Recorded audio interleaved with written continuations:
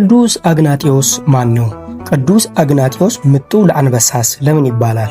በታሪክ ማህደር ውስጥ ስማቸው በደምና በብርሃን ከተጻፉ አባቶች መካከል አንዱ ቅዱስ አግናጢዮስ ምጡዕ ለአንበሳ ነው። የሐዋርያት ቀጥተኛ ደቀ መዝሙር፣ የአንጾኪያ ቤተክርስቲያን ብርሃንና ሞትን ድል የነሳው ታላቁ ሰማዕት ቅዱስ አግናጢዮስ እርሱ በቤተክርስቲያን ታሪክ ቴዎፍሮስ ወይም እግዚአብሔርን የተሸከመ ተብሎ ይጠራል። ለምን ይህን አባት ለአንበሶች እንዲሰጥ የተፈረደበት? በሰንሰለት ታስሮ ወደ ሮም ሲጓዝ የነበረው ምስጢር ምን ነበረ? ዛሬ በዚህ ቪዲዮ በአንደኛው ክፍለ ዘመን ወደ ነበረው ክርስትና ጉዞ እናደርጋለን። የቅዱስ አግናጢዮስን አስገራሚ የሕይወትና የሰማዕትነት ታሪክ በዝርዝር እንመለከታለን። ታሪኩ የሚጀምረው ጌታችን መድኃኒታችን ኢየሱስ ክርስቶስ በምድር ላይ በሚያስተምርበት ወቅት ነው። ቅዱስ ማቴዎስ በወንጌሉ እንደጻፈው ደቀ መዛሙርቱ በመንግሥተ ሰማያት ከሁሉ የሚበልጥ ማን ነው ብሎ በጠየቁት ጊዜ ጌታችን አንድ ሕፃን ጠርቶ በመካከላቸው አቆመው፣ አቀፈው፣ ባረከው። በቤተ ክርስቲያን ትውፊት መሰረት ያ በጌታ እቅፍ ውስጥ የነበረው ሕፃን አግናጢዮስ ነበረ። ይህ በሕፃንነቱ ያገኘው መለኮታዊ እቅፍ በሕይወቱ ሙሉ አብሮት ኖረ። አግናጢዮስ ሲያድግ የወንጌላዊው ቅዱስ ዮሐንስ ታማኝ ደቀ መዝሙር ሆነ። ከሐዋርያት አፍ ሕይወትን ተማረ፣ እጆቻቸውንም ተሳለመ። በኋላም በሐዋርያው ቅዱስ ጴጥሮስ እጅ ተሹሞ ከቅዱስ ኤዎዴዎስ በመቀጠል ሁለተኛ ወይም ሶስተኛው የአንጾኪያ ጳጳስ ሆነ። አንጾኪያ በዚያ ዘመን የክርስትና ማዕከል ነበረች። አግናጢዮስም ለ40 ዓመታት ያህል መንጋውን በመጠበቅ ኖረ። በ107 ዓመተ ምህረት አካባቢ የሮም ንጉሥ ትራያኖስ በጦርነት ድል አግኝቶ ወደ አንጾኪያ መጣ። ንጉሡ ድሉን ለማክበር ሁሉም ሰው ለሮም አማልክት መስዋዕት እንዲያቀርብ አዘዘ። ቅዱስ አግናጢዮስ ግን የንጉሡን ትእዛዝ በድፍረት ተቃወመ። ንጉሡና አግናጢዮስ ፊት ለፊት ተገናኙ።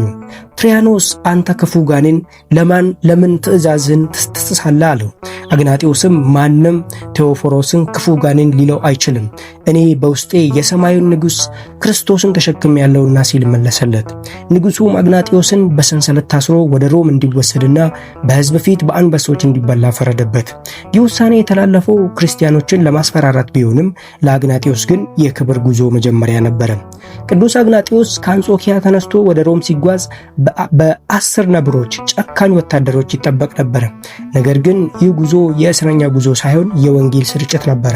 በሄደበት ከተማ ሁሉ ክርስቲያኖች ሊያዩትና ሊባረኩ ይመጡ ነበረ። በዚህ ጉዞ ላይ ያለ ለተለያዩ አብያተ ክርስቲያናት 7 ታዋቂ ደብዳቤዎችን ጻፈ። እነዚህ ደብዳቤዎች ዛሬም ድረስ በየቤተ ክርስቲያን መመሪያዎች ናቸው። በደብዳቤዎቹ ውስጥ ስለ ቤተ ክርስቲያን አንድነትና ስለ ጳጳሳት ክብር አስተማረ። ክርስቶስ በእውነት ሰው ሆኖ መምጣቱንና መሰቃየቱን መሰከረ። በተለይም ደግሞ ስለ ቅዱስ ቁርባን ሲናገር የማይሞት መድኃኒት ሜዲሲን ኦፍ ኢሞርታሊቲ በማለት ጠራው።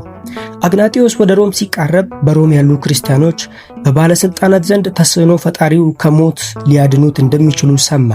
እርሱ ግን ለክርስቶስ ለመሞት ካለ ጉጉት የተነሳ እንዲህ ሲል ለመናቸው፣ እባካችሁ አትከልክሉኝ፣ እኔ የእግዚአብሔር ስንዴ ነኝ።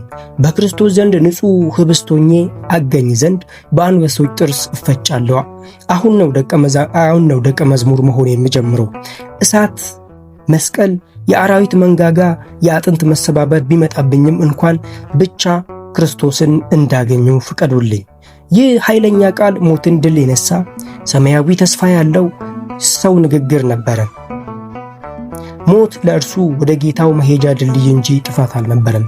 ታኅሳስ 24 ቀን በሮማውያን አቆጣጠር ዲሴምበር 20 በሮም ኮሎሲየም ስቴዲየም ውስጥ በ10 ሺዎች የሚቆጠሩ ሰዎች ፊት ቀረበ። የተራቡ አንበሶች ተለቀቁበት። ቅዱስ አግናጢዮስ ጸጥ ብሎ ቆመ። አንበሶቹም በቅጽበት ሥጋውን በሉት። ከሥጋው የቀረው ጥቂት ታላላቅ አጥንቶች ብቻ ነበሩ። ደቀ መዛሙርቱ እነዚህን አጥንቶች እንደ ወርቅና እንደ ዕንቁ ቆጥረው በክብር ሰበሰቧቸው። ዛሬ ቅዱስ አግናጢዮስ ምጡዕ ለአንበሳ ተብሎ ሲታሰብ እኛም የእምነቱን ጥንካሬ እናስታውሳለን። እርሱ ለክርስቶስ ፍቅር ሁሉንም ነገር የናቀ እስከ መጨረሻው የታመነ እውነተኛ እረኛ ነበረ። የቅዱስ አግናጢዮስ ጸሎትና በረከት ከሁላችን ጋር ይሁን። ስለ ቅዱስ አግናጢዮስ ታሪክ ምን ተሰማችሁ? በኮሜንት መስጫው ላይ አጋሩን። የየትኛው ቅዱስ ታሪክስ ይሰራላችሁ? ለተጨማሪ መንፈሳዊ ትረካዎች ሰብስክራይብ ማድረጉን እንዳይረሱ። ወስብሐት ለእግዚአብሔር።